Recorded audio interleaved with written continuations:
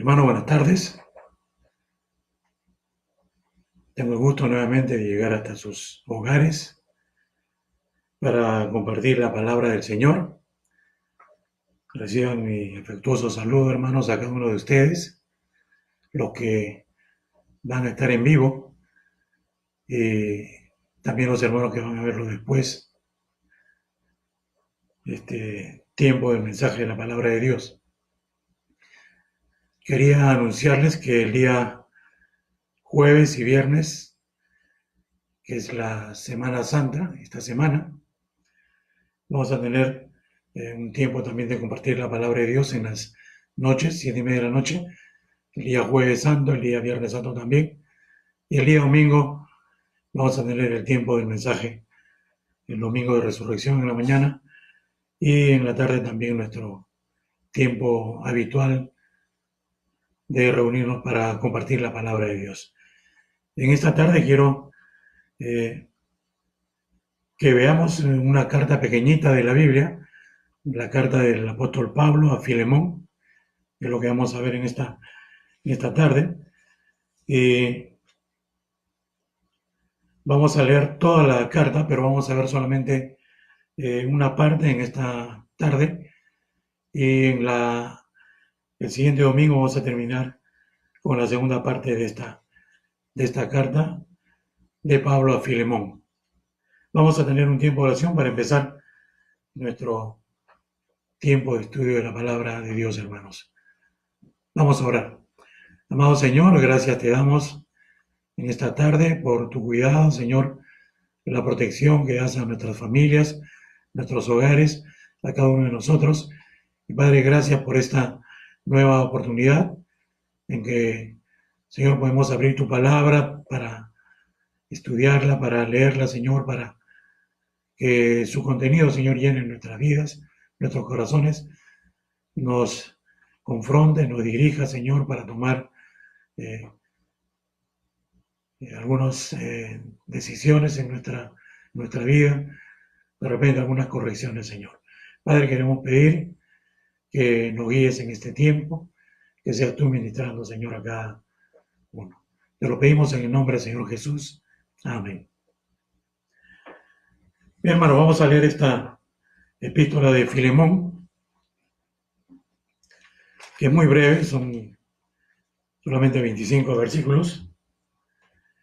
Dice así la palabra de Dios: Pablo, prisionero de Jesucristo, y el hermano Timoteo, al amado Filemón, colaborador nuestro, y a la amada hermana Apia, y a Arquipo, nuestro compañero de milicia, y a la iglesia que está en tu casa, gracia y paz a vosotros, de Dios nuestro Padre y del Señor Jesucristo.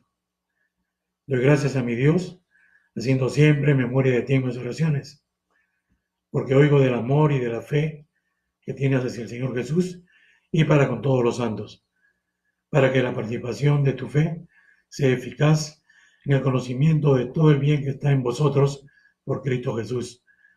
Pues tenemos gran gozo y consolación en tu amor, porque por ti, oh hermano, han sido confortados los corazones de los santos. Por lo cual, aunque tengo mucha libertad de Cristo para mandarte lo que conviene, más bien te ruego, por amor, siendo como soy Pablo ya anciano, y ahora además prisionero de Jesucristo, te ruego por mi hijo Onésimo, a quien engendré en mis prisiones, el cual en otro tiempo te fue inútil, pero ahora a ti y a mí nos es útil. El cual vuelvo a enviarte. Tú pues, recíbele como a mí mismo. Yo quisiera retenerle conmigo para que en lugar tuyo me sirviese en mis prisiones por el Evangelio. Pero nada quise hacer sin tu consentimiento, para que tu favor no fuese como de necesidad, sino voluntario. Porque quizás para esto se apartó de ti por algún tiempo, para que le recibieses para siempre, no ya como esclavo, sino como más que esclavo, como hermano amado, mayormente para mí, pero cuanto más para ti, tanto en la carne como en el Señor. Así que, si me tienes por compañero, recíbele como a mí mismo. Y si en algo te dañó o te debe, ponlo a mi cuenta. Yo, Pablo, lo escribo de mi mano, yo lo pagaré, por no decirte que aún tú mismo te me debes también. Sí, hermano, tenga yo algún provecho de ti en el Señor, conforta mi corazón en el Señor. Te he escrito confiando en tu obediencia, sabiendo que harás aún más de lo que te digo. Prepárame también alojamiento, porque espero que por vuestra oraciones os seré concedido. Te saludan Epafras, mi compañero de prisiones por Cristo Jesús, Marcos, Aristarco, Demas y Lucas, mis colaboradores. La gracia de nuestro Señor Jesucristo sea con vuestro espíritu. Amén. Vamos a orar. Hermanos, amado Dios, guíanos, Señor, en esta porción de tu palabra. Enséñanos, Señor, lo que tienes tú para nosotros, Padre, en esta carta tan pequeñita, pero sabemos, Señor, que hay enseñanzas importantes para la vida de cada uno de nosotros, para nuestra iglesia también, Señor. Padre, te dejamos todo esto en tus manos, en tu dirección, en tu guía, y te lo pedimos y agradecemos en el nombre del Señor Jesucristo. Amén. Hermano, tenemos esta pequeña carta de Pablo a Filemón, escrita más o menos en el año 60 al 62 de la era cristiana. Es una de las cartas que Pablo escribe desde la prisión. Filemón había sido salvo bajo el ministerio de Pablo, probablemente en la ciudad de Éfeso. Filemón es muy probable que haya sido una persona con muchos recursos económicos, con una casa grande también. Hemos leído que en su casa se reunía la iglesia. Tenía, por lo menos, que sepamos, un esclavo que se llamaba Onésimo. El nombre o el significado de la palabra Onésimo es útil. Y era un nombre muy frecuente entre los esclavos. Este Onésimo no era creyente y, por lo que leemos en la carta, robó a Filemón y huyó a la ciudad de Roma. Y huyó a la ciudad de Roma porque era una ciudad grande, probablemente con la idea de perderse en una ciudad tan grande y que sea difícil que fuese encontrado. Habían en aquel tiempo cazadores de esclavos que se dedicaban pues cuando había la denuncia, ellos se dedicaban a la persecución, a encontrar al esclavo y regresarlo a su amo. Cuando él viaja a Roma, con esta idea de perderse, conoce a Pablo. No sabemos cómo es que él llega a conocer a Pablo, pero le conoce y se convierte. Él se convierte y él es un cristiano, ¿no? Hijo de Pablo. Él dice, le engendré en mis prisiones, refiriéndose a que en sus prisiones pudo llegar a Onésimo y él lo guió a los pies de Cristo. Entonces, espiritualmente hablando, era su hijo. Pablo llega a amar mucho a este esclavo fugado. Su deseo realmente era mantenerlo ahí en Roma con él para que le sirviese. Le había ayudado mucho luego de su conversión el apóstol Pablo ahí en sus prisiones. Pero había un tema que tenía que ser arreglado. Onésimo había quebrantado la ley romana. Pero Pablo enseña en la palabra de Dios, que le fue inspirada por el Señor, de enseñanza a la iglesia, que había que respetar a las autoridades y respetar a las leyes. Entonces, Pablo sabía que Onésimo tenía que enfrentar los asuntos ahí con Filemón. Entonces, Pablo decide enviar a Onésimo de regreso y lo envía con Tíquico. Tíquico está llevando una carta para la iglesia de Colosas y Pablo va a enviar esta carta también para Onésimo, alentando en el contenido de la carta, aunque no se menciona la palabra perdón, pero alentando a Filemón a perdonar a Onésimo y a recibirle como un hermano en la fe. Ahora, esta carta es muy importante, nos enseña acerca de la relación de la iglesia con la esclavitud. En el Imperio Romano, por lo menos un tercio de la población y algo más eran esclavos. Estaban por todo el Imperio Romano y la esclavitud era una institución aceptada por todo el mundo en aquel tiempo, ¿no? Habían tantos esclavos que el trabajo de los hombres libres era bastante complicado. Había muchos hombres libres que no tenían facilidad para conseguir un empleo porque la mayoría de empleos estaban eh, ocupados pues por esclavos. Habían esclavos que eran médicos, podían ser bibliotecarios, músicos, maestros, contadores, gente pues de todas las disciplinas, artistas. Y estaban entonces ellos ocupando todos esos cargos y los libres pues no tenían mucho trabajo realmente, ¿no? Y muchos libres eran pobres y algunos esclavos tenían eh, una condición bastante buena con sus amos.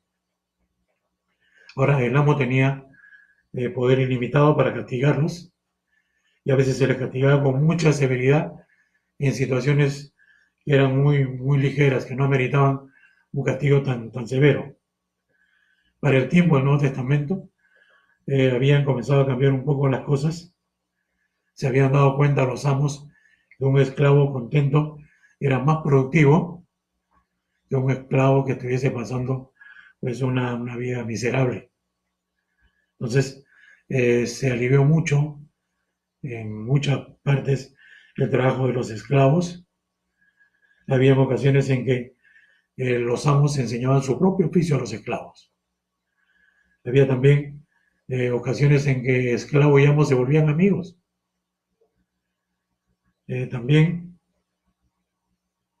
en el año 20 de la era cristiana, el Imperio Romano le va a otorgar a los esclavos que eran acusados por algún delito eh, el derecho a juicio, que antes no lo tenían.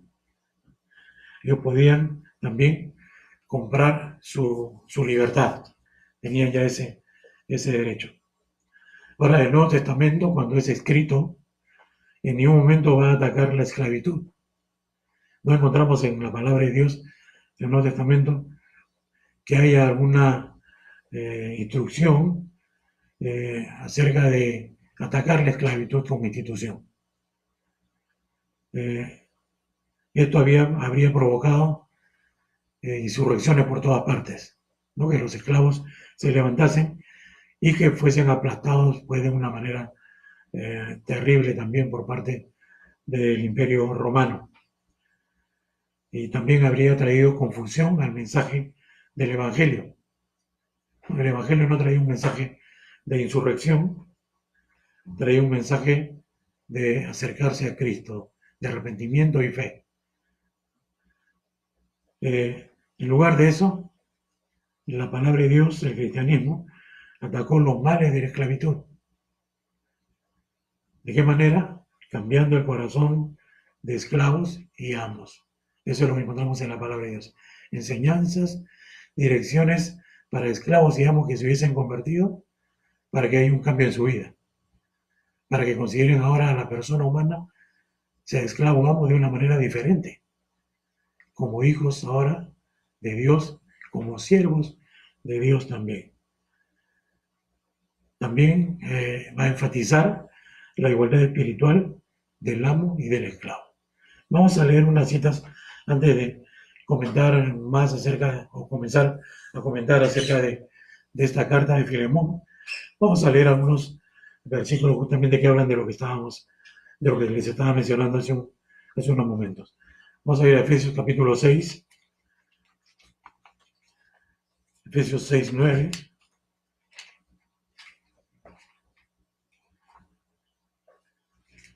Y dice así: y vosotros, amos, haced con ellos lo mismo, dejando las amenazas, sabiendo que el Señor de ellos y vuestro está en los cielos, y que para Él no hay excepción de personas.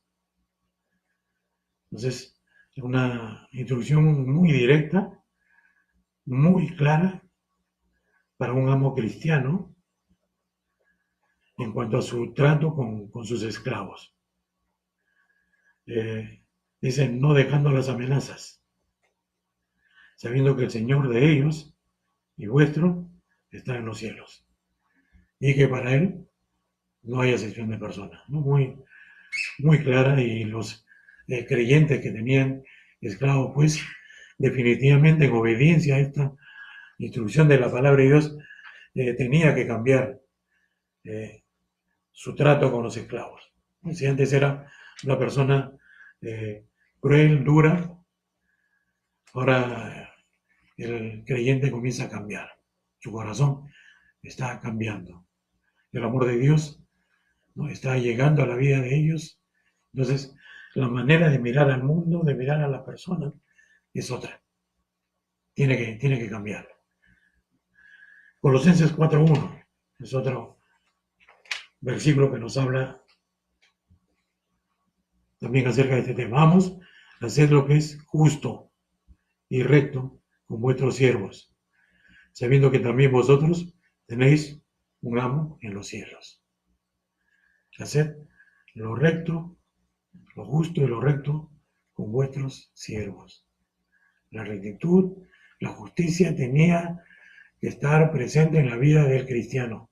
Y cuando era amo, en cuanto a su relación con sus esclavos, él tenía que también observar estos puntos tan importantes que Dios estaba mandando, ¿no? La rectitud y la justicia, como virtudes en su vida y en su relación con los demás, aunque fueran sus propios esclavos, ¿no? Vosotros, dice, tenéis un amo en los cielos. Hay alguien que está sobre ustedes, dice Pablo, escribiendo a los hermanos ahí en Colosas que son amos. Ustedes tienen un amo en los cielos, que es el Señor. Ustedes son esclavos del Señor. Entonces, reconociendo que el creyente es un esclavo del Señor, uno tiene que meditar cómo me está tratando mi amo. Y Él es un buen amo. ¿Cómo trata a los suyos? Con amor, con justicia, con rectitud, proveyendo lo bueno siempre para los suyos. Entonces, era un tema de no solamente leerlo y verlo de manera muy superficial. Este punto es muy importante, ¿no? El Señor es nuestro amo. Para el amo que tenía esclavos, Dios era un ejemplo de cómo tenían que ser ellos también en su trato con sus propios esclavos. Y vamos a ver también 1 Timoteo 6, 1 y 2. 1 Timoteo capítulo 6, versículos 1 y 2. Dice, todo lo que está bajo el yugo de esclavitud, tengan a sus amos por dignos de todo honor, para que no sea blasfemado el nombre de Dios y la doctrina. Y los que tienen amos creyentes, no lo tengan en menos por ser hermanos, sino sirvan mejor, por cuanto son creyentes y amados, los que se benefician de su buen servicio. Esto enseña y exhorta. Aquí hay abundante enseñanza respecto al trato que había en ese tiempo entre esclavos y amos cristianos, al menos en lo que eran fieles al Señor, ¿no es cierto? Le dice, todo lo que está bajo el yugo de esclavitud. No le dice que se levanten, que se fuguen de ninguna manera. Dice, tengan a sus amos por digno de todo honor. Esa era la consideración que debían tener para con sus amos. ¿Por qué razón? ¿Cuál era el propósito de este mandamiento que da el Señor aquí en esta carta a Timoteo? Dice, para que el nombre de Dios no sea blasfemado. Porque siendo este esclavo ya cristiano y reconocido como un cristiano, su conducta tenía que ser la mejor, como todos los cristianos. Nuestra conducta tiene que ser la mejor conducta. Ahora sabemos, hermanos, sabemos de que hay un paralelo entre lo que era esta persona que trabajaba para otros, por supuesto sin libertad, con lo que en el tiempo presente es una persona que tiene pues un empleador, ¿no? Alguien para quien el creyente trabaja. Ahora, el mandato que está aquí es, por supuesto, aplicable al creyente de ahora, que trabaja para alguien. Un mal comportamiento del esclavo para con su amo, pues hacía que el nombre del Señor sea blasfemado, y también la doctrina, porque ellos, la gente, el mundo, fuera de la iglesia, podía cuestionar y podía desaprobar absolutamente la enseñanza cristiana, porque este es el resultado, un creyente esclavo que no obedece a su amo. De repente con la idea que, bueno, el Señor nos ha hecho libres, pero no se refería esto pues de ninguna forma a que ellos iban a dejar de ser esclavos de sus amos cuando estaban bajo el yugo de esclavitud. Era muy, muy clara la enseñanza aquí en esta porción. Ahora, había también el caso ya no de un amo que no era creyente, sino el caso del amo creyente, ¿no? No lo tengan en menos por ser hermanos. Bueno, como son hermanos, ahora tiene que dar un trato diferente. Yo puedo tomarme ciertas libertades como esclavo de él, porque somos hermanos. Porque cuando vamos a la iglesia estamos cantando juntos, escuchando los mensajes, y podemos hasta conversar juntos ahí. Podría ser ese es el caso, ¿no? Pero de ninguna forma, ¿no? Eh, no había que tenerlos en menos ni faltarles el respeto, sino, ¿cuál es la enseñanza? Sírvanles mejor. La palabra de Dios tiene este componente tan importante, ¿no? Somos hechos nuevas criaturas.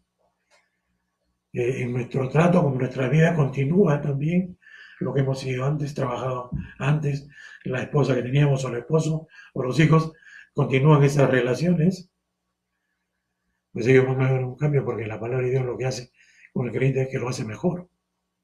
Es una nueva criatura.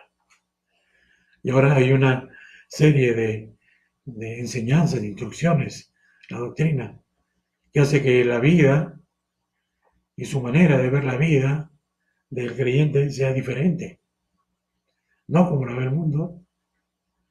Ahora la visión del creyente está basada en la palabra de Dios, en lo que va aprendiendo cada día de la palabra de Dios. Dice, sirven a lo mejor por cuanto son creyentes y amados. ¿Cuál es la relación que debe haber entre los creyentes? Amados, ¿no? Sea uno el jefe del otro, sea uno el amo del otro, sea uno esclavo, o sea uno el servidor, el empleado de otra persona. ¿Cuál es la relación que debe haber entre los creyentes? Deben ser considerados como amados. Porque en primer lugar, el creyente es un amado de Dios. Eso es lo que enseña la Biblia. Y por otro lado, entre unos y otros debe haber ese amor de Dios, ¿no? Somos amados. Entonces, como era un hermano, a quien se servía, se beneficiaba con su trabajo, ¿no? Entonces había que hacer un mejor trabajo. Esa es la enseñanza.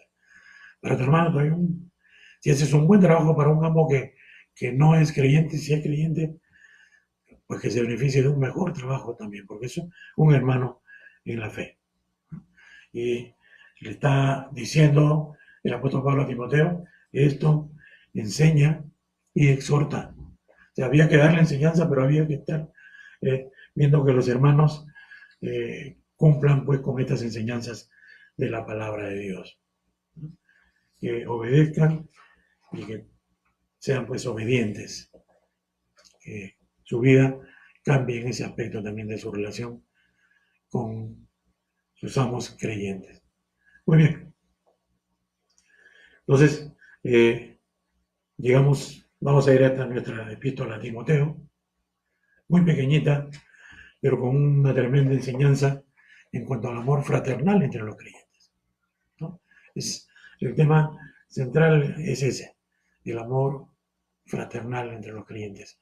Pablo va a escribirle a este hombre, Filemón, para que él manifieste el amor del Señor en su vida, para con este hombre, Onésimo, que se ha portado mal, es un ladrón, un esclavo que se fugó, pero que ha ocurrido algo en su vida. Él se ha convertido al Señor. Y ahora él está regresando. Pablo le ha mandado que vuelva y él está regresando para arreglar pues ese problema que tiene con su amo, ¿no? Que le robó y huyó. Y es un tremendo problema. La ley romana era muy severa cuando los esclavos se fugaban, muy, muy severa. Y los amos también. Eran muy severos cuando un amo pues se escapaba. Pero hemos visto estos versículos ahí en Colosenses, en Efesios, que era una carta circular. En esta carta también a Timoteo, la primera epístola, con esas enseñanzas de la palabra de Dios para aquellos que teníamos, esclavos, ¿no? Estos, los creyentes que tenían esclavos, y en el caso que fuesen esclavos creyentes también, pues había acá toda una enseñanza para Filemón. Filemón este es un caso muy difícil que va a tener que enfrentar, todavía no lo sabe, ¿no? Pero en cuanto él lea esta carta, que la está llevando pues justamente Onésimo, también está llegando con la carta, pero él es confrontado con una situación que tiene que resolver, pero ahora él es un cristiano que ha recibido la misericordia de Dios. Entonces, vamos a leer esta carta. Es una carta en que en la salutación Pablo no va a identificarse como lo hace en sus otras cartas como apóstol de Jesucristo. Él no va a tener esta salutación. Ahora tenemos que ver también que esta es una de las cartas personales que escribe Pablo. Él escribe cartas personales inspiradas por el Espíritu Santo solamente a 3 personas. A Timoteo, a Tito y a este hombre Filemón. Los demás son sus cartas a iglesias. Pero solamente a 3 personas Pablo va a dirigir cartas personales. Bueno, realmente sabemos que Dios está detrás de todo esto, de su palabra, ¿no? Y son cartas de mucha enseñanza, de mucha instrucción. Estas cartas personales que dirige Pablo, inspirado por el Espíritu Santo, por supuesto, cada palabra, cartas de mucha enseñanza para nosotros, los creyentes. Entonces, Pablo va a presentarse no como el apóstol, sino como prisionero de Jesucristo. Esa es la manera en que él va a empezar esta carta dirigida a a Filemón, también hijo de Pablo en el Señor. Pablo va a saludar a Filemón y se va a identificar como preso, y lo hace en otras porciones, en otros versículos, en otras partes de esta carta. El verso 9, por ejemplo, prisionero de Jesucristo. Verso 13, prisionero por el Evangelio. Verso 23, prisionero por Cristo Jesús. Entonces, en todas estas ocasiones, además del versículo 1, Pablo se está presentando de esa manera. Ahora, quizás él quiera recordarle o que tenga muy presente Filemón el precio que Pablo estaba pagando por servir al Señor. Pablo estaba en esa condición porque él, durante toda su vida, desde que el Señor lo salvó, ahí camino a Damasco, sirviendo al Señor. Donde el Señor lo mandaba, él ha estado allí. Lo que a él le pasaba no importaba, seguía adelante en un servicio al Señor. Por eso dice Pablo, prisionero de Jesucristo. Ahora, Pablo no se avergüenza por el hecho de ser un prisionero. Pablo no se avergüenza por el hecho de estar en cadenas. Dice la Escritura que él estaba encadenado a un soldado romano. En un primer arresto, fue un arresto domiciliario, que en la actualidad tanto escuchamos ese arresto domiciliario, ¿no? Él alquiló una casa, pero con un soldado al costado. Era constantemente rotado, seguramente, porque los soldados en ese tiempo y ahora, pues, tienen su tiempo de servicio y tiempo que van a sus casas también. Había gente, tenía libertad para recibir a personas. Una de esas, de repente, fue que eh, llegó ahí Onésimo, no lo sabemos, no hay nada al respecto, eh, pero tuve la oportunidad de ganarlo para Cristo a este hombre, a este esclavo fugado, y probablemente algunos soldados también estuvieron a su lado. Entonces, él estando libre o estando preso, él siempre estuvo sirviendo al Señor, siempre predicando el Evangelio, siempre cumpliendo el ministerio que el Señor le había encomendado. Y ahora desde la prisión está escribiéndole a Onésimo, a Filemón, ¿no? A Filemón. Pablo, ¿no? Prisionero de Jesucristo. Recuerda lo que soy, Filemón, por el Señor. Estoy preso por servir al Señor. Ahora, tenemos que reconocer que la obra que hace Pablo, aún en prisión, fue una obra tremenda, ¿no? Una obra tremenda. Ahí en prisión escribió cartas para las iglesias, como esta carta de Filemón también, ¿no? Entonces, además que estuvo siempre predicando, si leemos la carta a los filipenses, sus prisiones han hecho patentes aún en el pretorio. Aún la gente que estaba muy cerca del entorno de César, del emperador, pues ahí había llegado también la palabra de Dios. Había despertado también rencores. Pero él no tuvo ninguna, él va a decir, la palabra de Dios no está presa. Interesante, ¿no? Él podía estar preso, pero bueno, sabemos, hermanos, que Dios es soberano y que Pablo estaba preso porque ese era el lugar donde el Señor quería tenerlo. Porque si no fuese así, él no estaría en prisión. Y Pablo lo entendió perfectamente, ¿no? Pablo tenía unos deseos tremendos por ir a Roma. Y él cuando escribe la carta a Roma, tengo deseo de ir, y, ¿no? Le encuentra a los hermanos de Roma ese deseo tan grande de llegar donde ellos y ministrarles también la palabra. Pero él jamás imaginó cómo iba a llegar. Pero el Señor cumplió su deseo.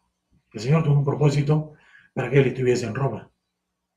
Entonces, qué tremendo, ¿no? Él entendió perfectamente y no hubo de parte de Pablo ningún descontento ni molestia porque el Señor lo tenía allí en prisión y ahí fue durante su segundo encarcelamiento ya más duro, ya no en un arresto domiciliario, sino en las mazmorras romanas donde él fue llevado para ser decapitado. Pero él estaba gozoso en el Señor cuando leemos pues, sus cartas. Y hoy estoy para ser sacrificado. Ya él está listo para partir. Él nos enteramos de cuál era su deseo, ya partir y estar con el Señor. Y su convicción de que era muchísimo mejor. Esa era la idea que él tenía. Entonces,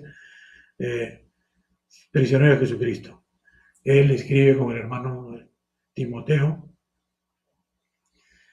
y otras cartas también, probablemente como para que Timoteo sea identificado como la persona que va a sucederle en el ministerio.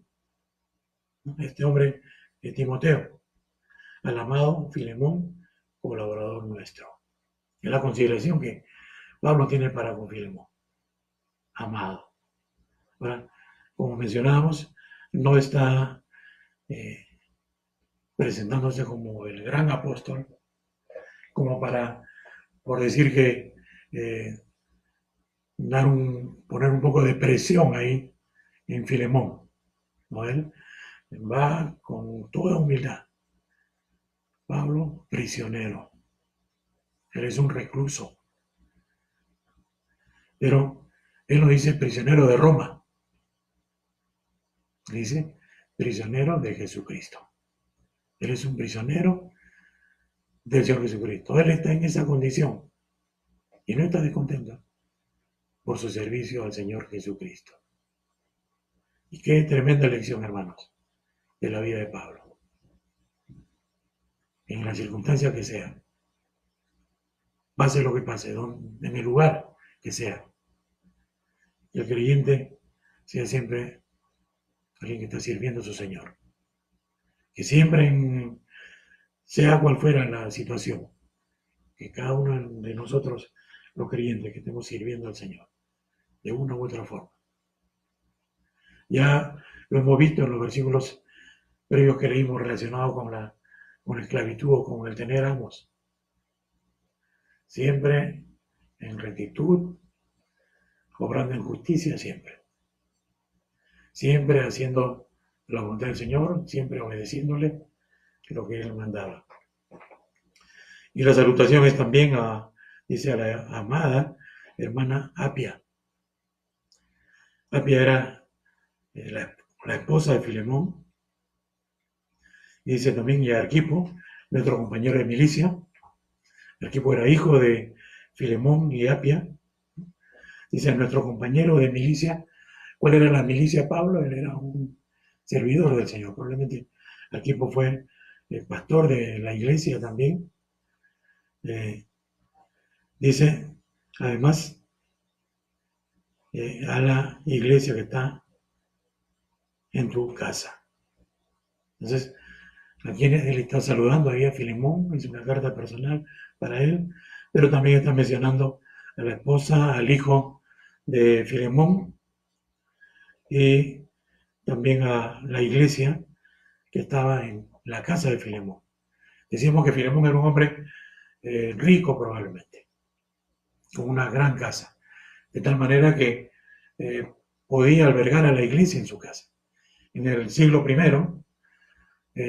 no habían, las iglesias no tenían un local exclusivamente para reunirse.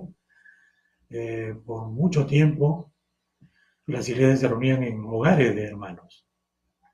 Entonces, eso es lo que está ocurriendo y está enseñándonos esta epístola también. La casa de Filemón era el lugar donde la iglesia se reunía.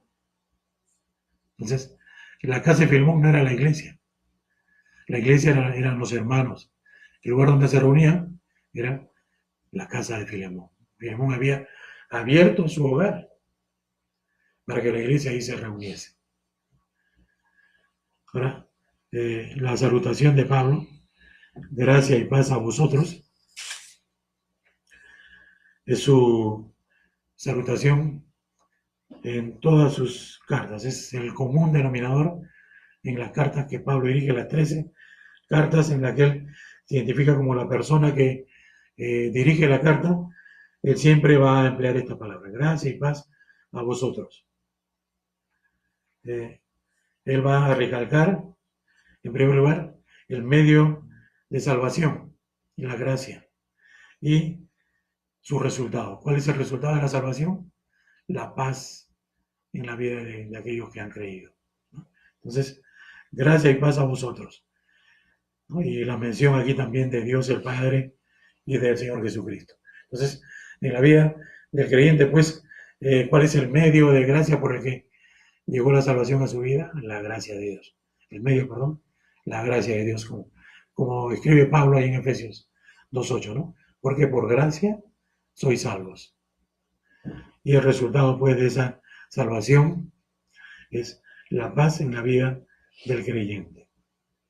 Todo esto viene, pues, de parte de Dios, Padre, y del Señor Jesucristo. Entonces, una salutación ahí para este hombre, Filemón, una presentación muy sencilla, muy humilde, recalcando ahí a Filemón el amor de Pablo, la condición en que él se encuentra por causa del servicio al Señor y su amor también para con Filemón, para con su familia, para con la iglesia, su saludo, y pues el recordar esa gracia y paz que hay en la vida del creyente por parte de Dios, ¿no? De Dios y de nuestro Señor Jesucristo.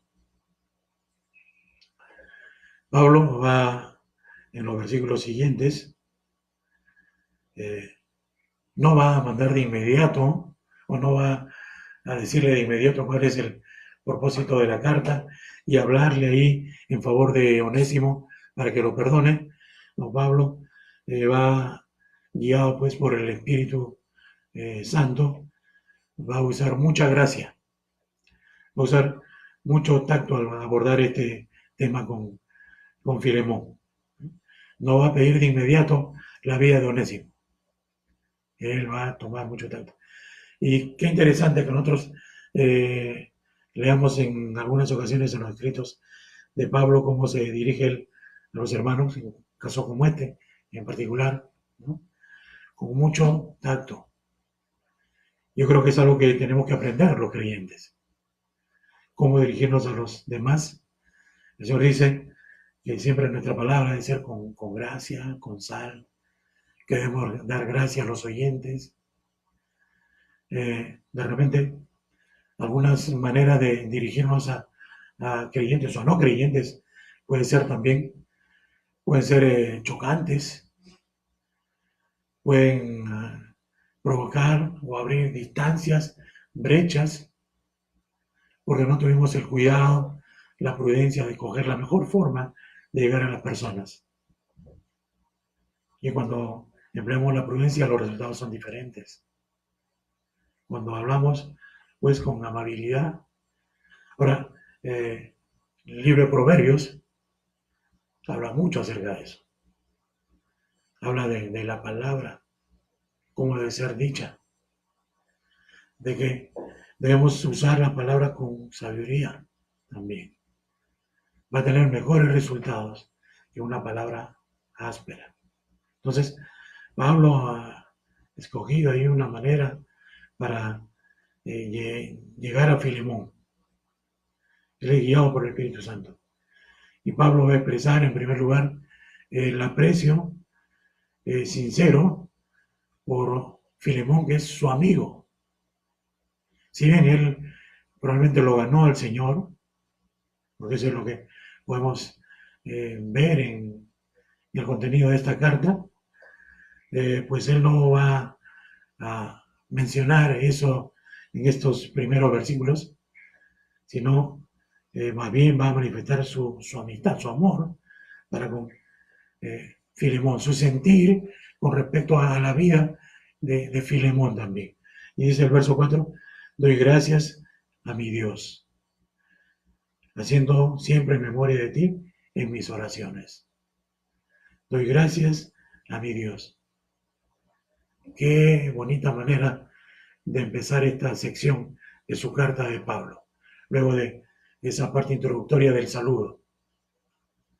Doy gracias a mi Dios, haciendo siempre memoria de ti en mis oraciones. Cuando me acuerdo de ti, le doy gracias a Dios. ¿Por qué? ¿Por qué podemos agradecer a Dios? Pues qué bonito sería, ¿no? Que nosotros siempre estemos agradeciendo al Señor por la vida de otros hermanos. Porque las relaciones con nuestros hermanos sean relaciones como la que tenía Pablo con Filemón, de amistad estrecha, de ser verdaderamente amigos, y que estemos siempre orando los unos por los otros, en los términos en que Pablo dice que siempre ora por la vida de Filemón. Gracias, Señor, por la vida de Filemón. Qué bonito sería que llegue a ser eso una práctica en nosotros, en cada creyente. Gracias, Señor, por la vida de mi hermano, por su salvación. Gracias, Señor, por mi hermano, Señor, que va avanzando, es fiel. Gracias, Señor, porque siempre está dispuesto a escuchar cuando le quiero compartir de ti. Gracias, Señor, porque mi hermano va aprendiendo de humildad, de mansedumbre, porque su vida está cambiando. Te agradezco, Señor. Pablo le dice eso a este hombre Filemón, haciendo siempre memoria de ti en mis oraciones. Pablo siempre tenía presente a Filemón, siempre oraba por él. Tenía ese hábito en su vida. Y dando gracias a Dios. Porque todo lo que ocurría en la vida de Filemón era gracias a Dios. O sea, por todo lo que estaba pasando en la vida de Filemón, Pablo sabía que había que agradecerle al Señor. Todo lo que pasa en la vida de un creyente, hermanos, hay que agradecerle al Señor. Él además dice, ¿no? Dar gracias en todo. Uno y los demás también. Señor, gracias por mi hermano, su salvación y cada cosa que va a ocurrir, ¿no? Ahora, estas palabras que dice Pablo no son palabras vacías,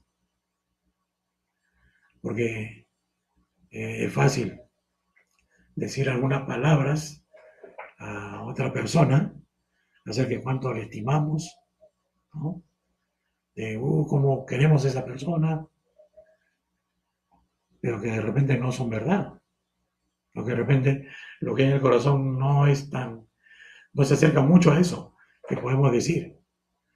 Pero en el caso de Pablo no eran palabras vacías, era una estimación cristiana sincera. Pablo, porque si no, no estaría acá en este libro, en la Biblia.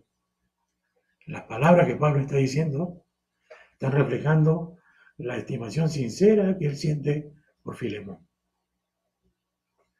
Y hermanos, lo que el creyente debe sentir por sus hermanos debe ser eso, ¿no es cierto? Siempre, estimación sincera. ¿Cómo lo dijo el Señor? Amor, ¿no es cierto? Que tenemos que amarnos los unos a los otros. Ama a Dios, ama a tu prójimo, ama a tu hermano, ama aún a tus enemigos. Entonces, Pablo, por supuesto que él era sincero en esto. Vamos a ver una cita que escribió Pablo mismo en el libro, en la carta que escribió a Roma, capítulo 12 y verso 9. Romanos 12, 9.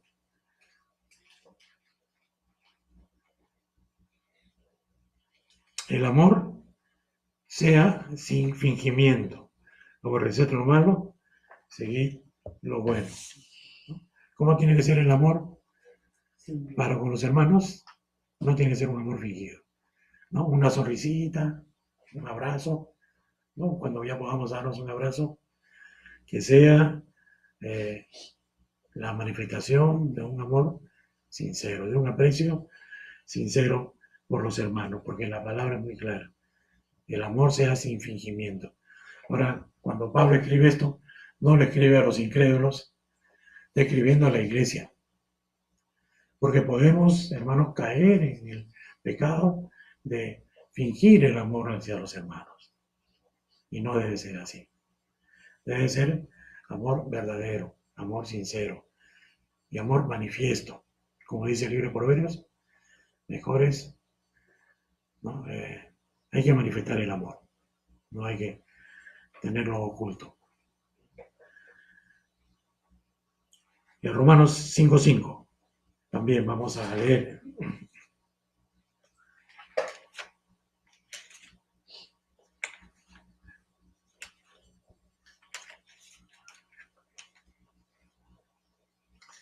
Y la esperanza no avergüenza, porque el amor de Dios ha sido derramado en nuestros corazones por el Espíritu Santo que nos fue dado. Bueno, dice la Biblia que el Señor ha derramado en nosotros, por el Espíritu Santo, su amor. Tenemos su amor en nosotros. Cuando se hace una mención ahí en Gálatas 5:22 y 23 acerca del fruto del Espíritu, una de las características es el amor, ¿no? No el amor humano, el amor de Dios, derramado en nuestros corazones, pero que a veces cuando nos descuidamos no se aprecia, no se ve, se ven otras cosas. Parece que no, todavía no nos sacamos la vieja vestidura, fea, sucia, horrible, y no se ve esa, o no estamos mostrando esa vestimenta nueva, donde está justamente el amor, el amor. Entonces, el amor de Dios lo tenemos todos, hermanos. Tenemos que sacar lo malo, despojarnos de todo lo malo, y ese amor se va a manifestar, va a salir, se va a mostrar, ¿no? Va a llenar nuestro corazón hacia los hermanos. Entonces, cuando no hay eso en nuestras vidas, ¿qué tenemos que hacer? Cuando por el contrario, ¿ok? De repente es un poco de antipatía. Cuando nos encontramos con un hermano, una hermana, qué fastidio. Y ahora tengo que sonreírle. Entonces, lo que hay que hacer ahí es ir de rodillas ante nuestro Señor y decirle, Señor, perdóname, Señor, perdóname. Estoy haciendo mal, soy un hipócrita, Señor. Y no quiero, Padre. Perdóname, guíame, Señor, fortaléceme para sacar eso de mi vida, Señor. Para no sentir esas cosas en mi corazón, sino que tu amor esté llenando mi vida, mi corazón, que yo lo pueda manifestar con sinceridad a esa hermana, a ese hermano, que son tus hijos amados. Eso es lo que tenemos que hacer. Entonces, este verso 4, doy gracias a mi Dios, haciendo memoria siempre de ti en mis oraciones. El verso 5, porque oigo del amor y de la fe que tienes hacia el Señor Jesús y para con todos los santos. Era lo que Pablo sabía de Timoteo, cómo era, perdón, de Filemón, cómo era este hermano. Dice, oigo, porque da gracias a Dios, y antes estábamos mencionando algunas cosas, él le agradece al Señor siempre, ¿por qué? Porque está escuchando el testimonio de otras personas. De repente el mismo testimonio de Onésimo cuando ha llegado y han comenzado a conversar y de dónde vienes y quién eres. Bueno, de tal lugar. Y sí, yo tengo un amigo ahí que se llama Filemón, que me amo. Y ahí me escapaba. Y de repente conversando con él, ¿y cómo es él? Bueno, él es, ¿no? Como dice aquí, un hombre lleno de amor, ¿no? Un hombre lleno de fe. Ese es Filemón. Y son características, virtudes en la vida de Filemón. Aquí hay una figura interesante, que esto del amor es como que encaja con la parte final de todo este versículo. Oigo del amor para con todos, de tu amor para con todos los santos, ¿no? El amor de Filemón era para con todos los santos, para con todos los hermanos. Era un hermano, este Filemón, que estaba lleno, estaba rebosando amor para con todos los santos, toda la iglesia, todos los hermanos. Si no eran de esta iglesia, él estaba siempre lleno de amor para con los hermanos. Qué lindo, ¿no? Qué lindo. Tenemos que estar así, hermanos, llenos de amor para con los hermanos, llenos de amor. Ahora, un amor como del Señor, ¿no? Un amor incondicional, un amor incondicional. El amor que tienes hacia el Señor. Era este amor que tenía Filemón para con todos los santos, era el resultado, era la manifestación de la fe genuina en el Señor Jesucristo, ¿no? Ese es lo que vemos en esta porción. El amor de Filemón para con todos los santos era la manifestación de su fe genuina hacia el Señor Jesucristo. Vamos a ver una cita. Vamos a irnos a 1 Juan capítulo 3, verso 14.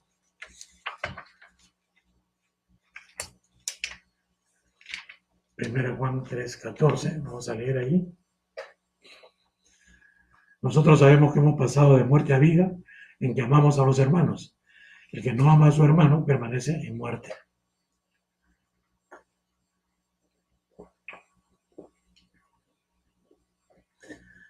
Interesante, ¿no?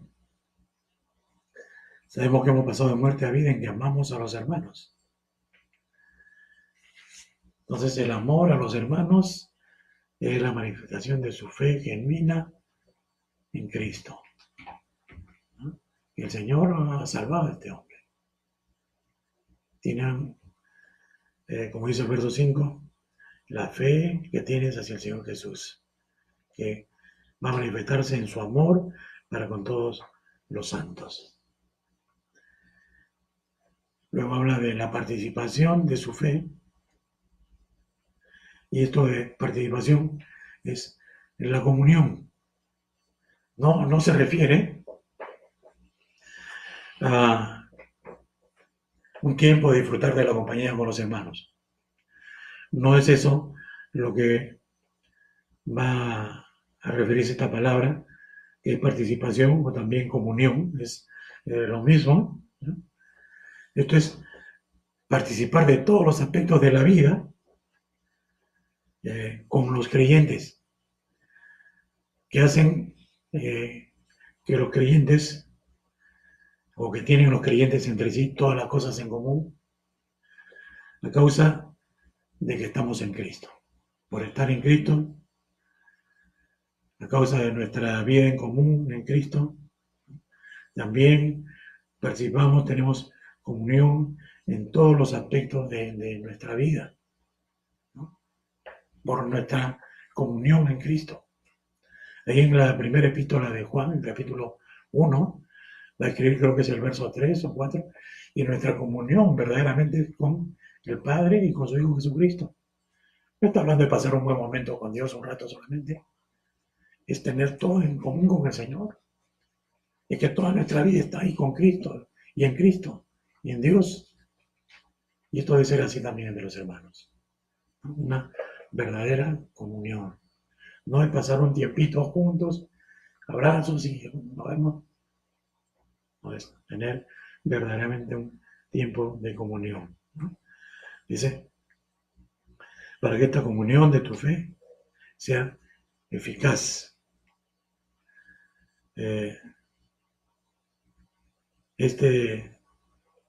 Esta comunión entre los creyentes es el producto de que nos pertenecemos los unos a los otros. Y esto es algo que en lo que tenemos que meditar, ¿no? Pertenecer los unos a los otros. ¿Es eso posible entre los creyentes? Cuando en el mundo actual de lo que se habla, no por el tema de la pandemia, de una cierta distancia con los demás, ¿no? Que guardar mi distancia, no quiero que los demás, no quiero intimar mucho con los demás, ¿no? Le voy a mostrar una parte nomás de mi vida. Parece que esto de la comunión es algo diferente, ¿no? Pertenecernos los unos a los otros.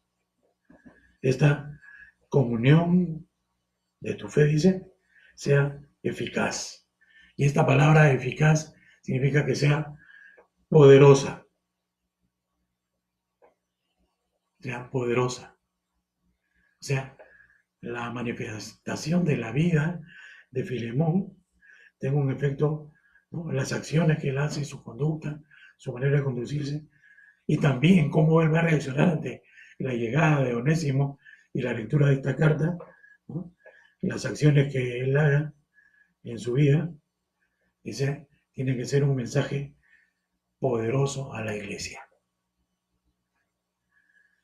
La participación, la comunión de tu fe, sea pues un mensaje poderoso a la iglesia.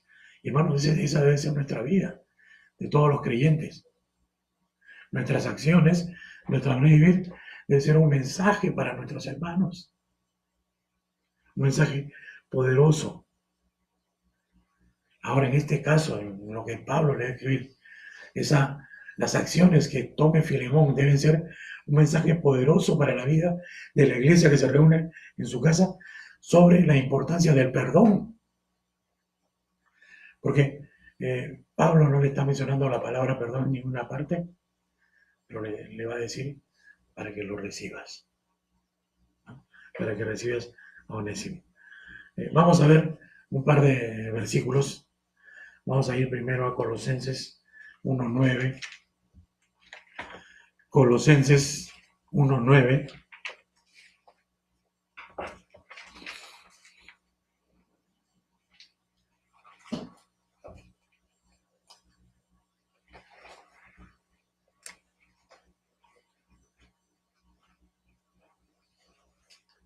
Por lo cual también nosotros, desde el día que lo oímos, no cesamos de orar por vosotros y de pedir que seáis llenos del conocimiento de su voluntad, toda sabiduría e inteligencia espiritual. ¿Qué es lo que necesita el creyente para ordenar sus acciones? Para saber cómo debe actuar en determinadas circunstancias, aun cuando puede ser ofendido, agraviado, cómo debe ser su comportamiento, qué debe hacer, qué necesita para eso. Lo que dice este versículo, necesita estar lleno del conocimiento de la voluntad de Dios. ¿No? ¿En qué? En toda sabiduría e inteligencia espiritual. Eso es lo que debemos tener. Necesitamos sabiduría e inteligencia espiritual lleno del conocimiento de la voluntad de Dios para saber qué tengo que hacer en esta situación o en esta otra. Eso es lo que necesitamos, siempre. Y miren, el siguiente versículo era 3:10. 3:10. Dice, y revestido de nuevo, al cual conforme a la imagen del que lo creó, se va renovando hasta el conocimiento pleno. De repente, hasta ese momento en la vida de Filemón, nunca había enfrentado una situación así. ¿Qué hacer? ¿Qué hago ahora? ¿Qué tengo que hacer? Pero en la palabra de Dios hay instrucción para todo.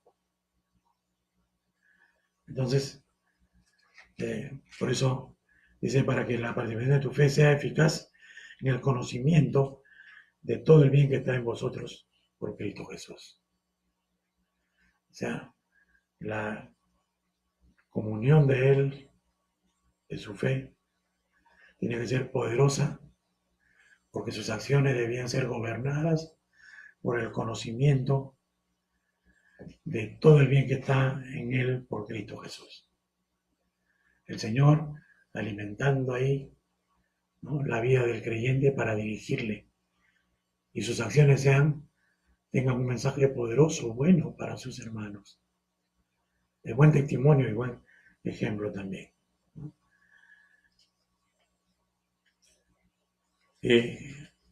Vamos a llegar hoy día solamente hasta el versículo 7. Dice, pues tenemos gran gozo y consolación en tu amor.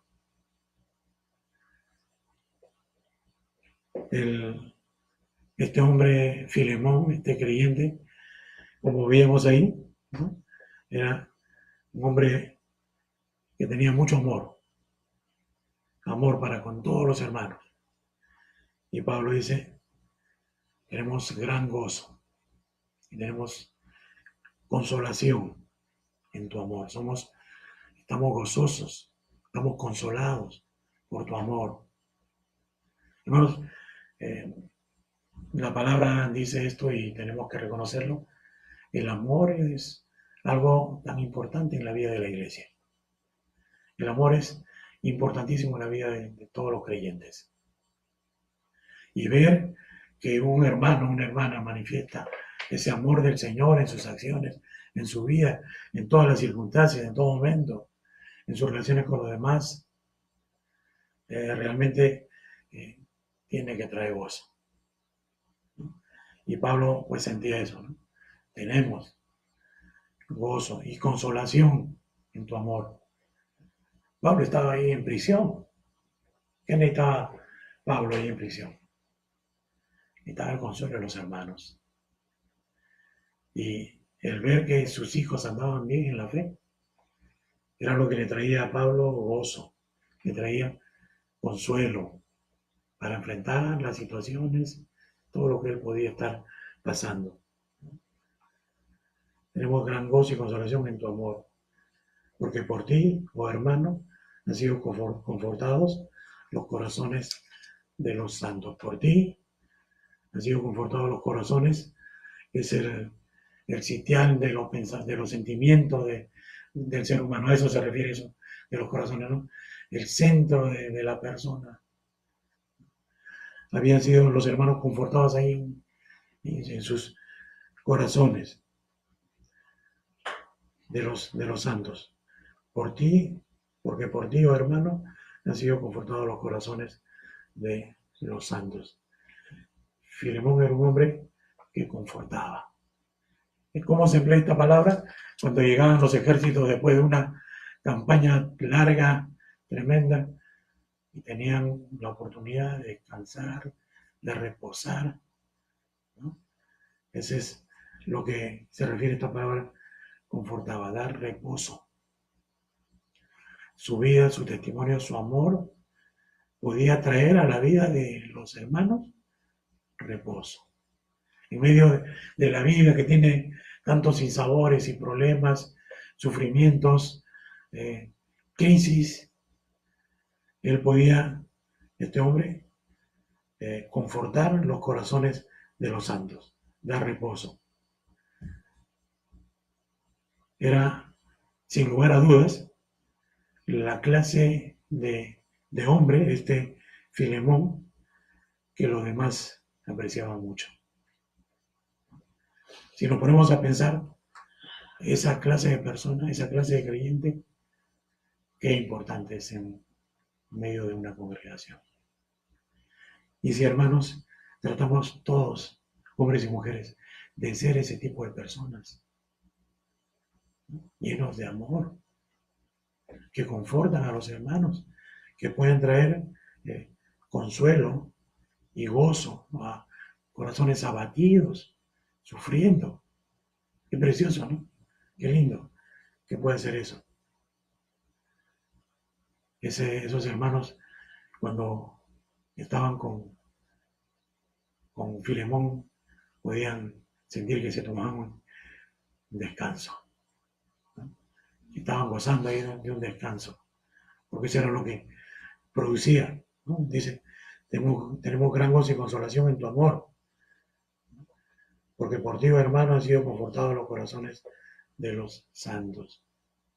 Qué gozo, qué consuelo tenía Pablo, estando lejos, sabiendo cómo era este hombre, que podía él dar pues ese reposo a la vida de los hermanos ahí en la iglesia.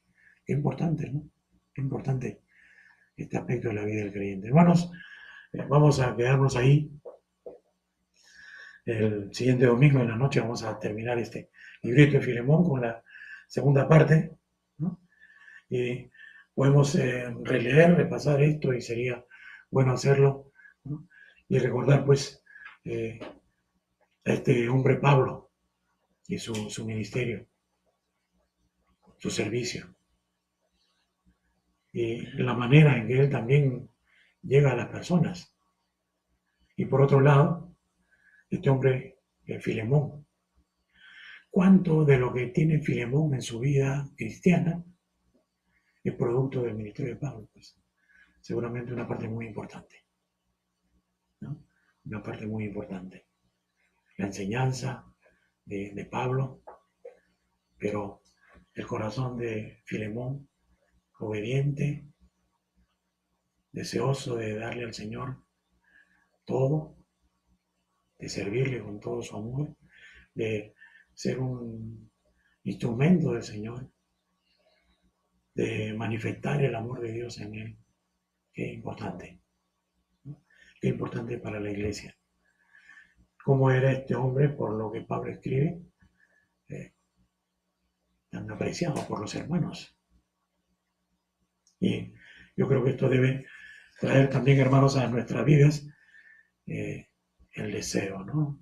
De retarnos para, yo quiero también tener esas virtudes que glorifican el nombre del Señor, que sirven para que la iglesia sea edificada, que podemos dar pasos firmes en nuestra vida cristiana, viviendo de esa manera, aprendiendo algunas cosas valiosas de esta carta de Filemón, donde Pablo expone un poco de la vida de Filemón para nosotros en este día. Hermanos, muchas gracias, que el Señor les bendiga.